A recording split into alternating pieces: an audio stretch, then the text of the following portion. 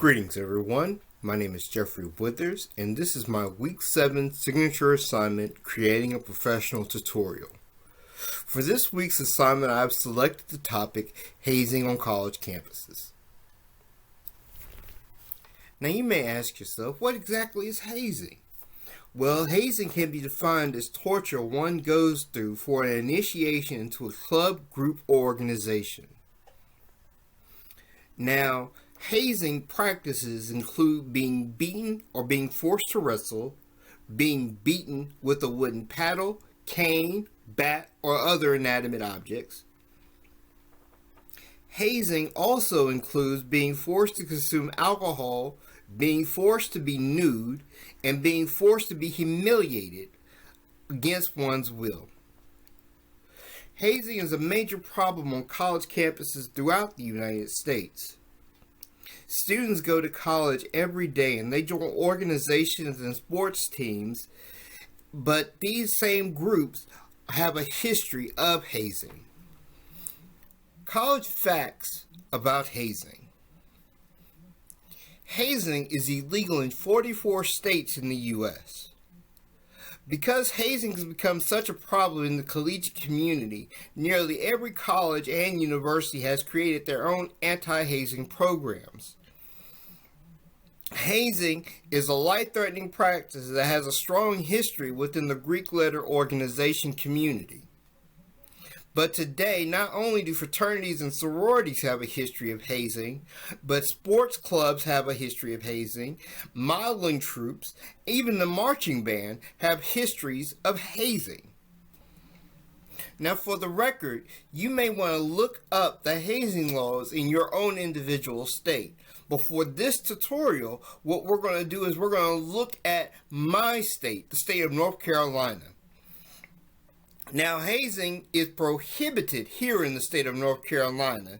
It is against North Carolina state law for anyone to haze another person anywhere within the state. If a North Carolina resident is found guilty of hazing, they can be charged with a Class 2 misdemeanor and can be sentenced to up to 60 days in jail and be fined up to $1,000. Now, hazing in the athletic department. A rookie or a new member of a sports program may be forced into initiations by veteran members of the team. Now, hazing occurs during the time where older members force new members into doing things that they may or may not want to do. Some hazing practices can be harmless, like carrying older members' equipment, or could be as personal as being forced to get a haircut one may or may not want. Hazing on college sports teams could include something dangerous or as physical as wrestling other members of the team or even being beaten with foreign objects. Now, hazing within the NCAA. The NCAA defines hazing as any act committed against someone for joining, becoming a new member, or maintaining membership within an organization that is being humiliated, intimidated, or even being demanded to endanger the health and safety of another person. The NCAA does not allow hazing in any sports program sponsored by the NCAA.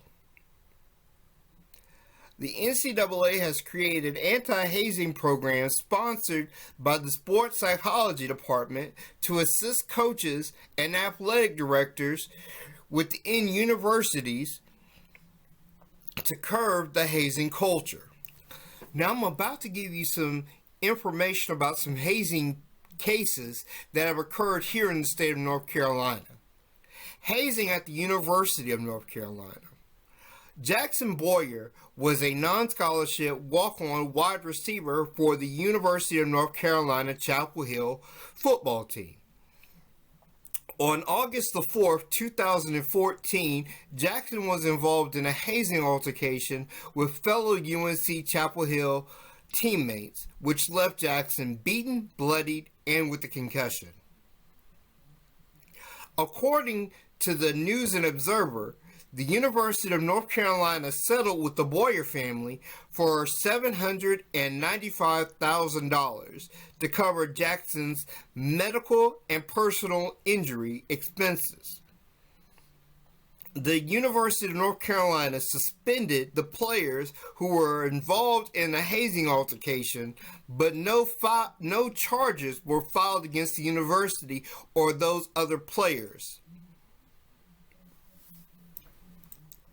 Now, at this time, we're going to look at hazing within Greek-lettered organizations. Now, joining a fraternity or sorority is a great experience for every college student. Now, some fraternity and sorority members believe that a line has to earn their place within the organization. And therefore, to do that, they have to go through some adversities to do.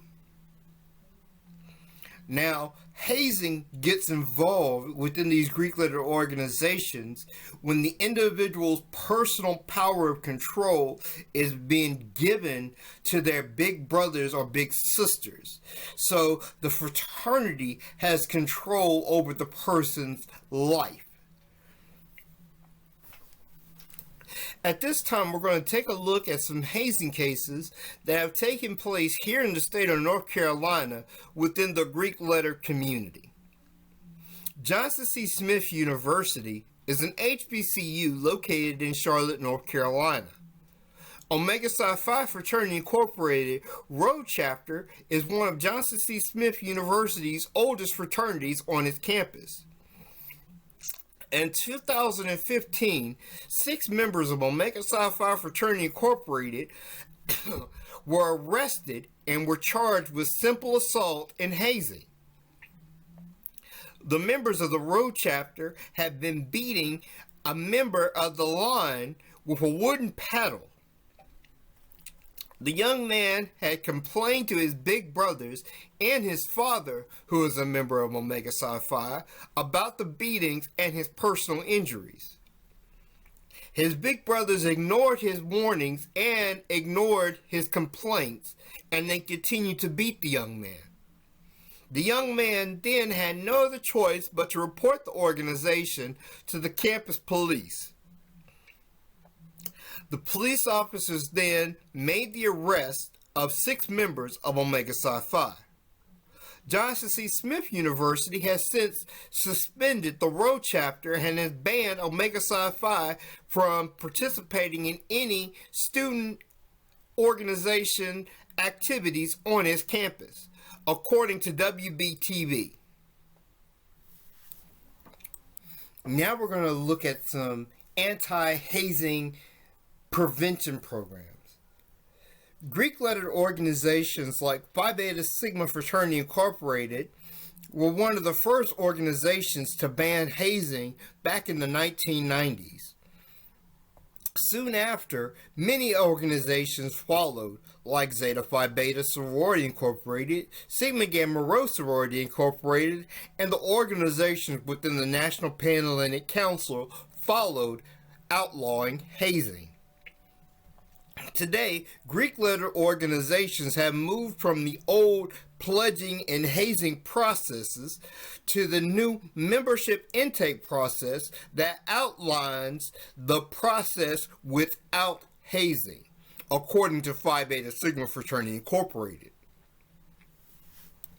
As we bring this presentation to a close, I would like to point out that hazing here in the state of North Carolina is illegal, just like it's illegal in 44 other states across America. Hazing is an illegal act of torture and punishment. College campuses and universities have taken steps to prevent hazing on their college campuses. Greek-lettered organizations and the NCAA have outlawed new members from going through initiation programs that include hazing. If you have any other questions, or if you'd like to learn more about hazing, please feel free to email me at the email address listed below. Thank you, and you have a great day. Bye-bye.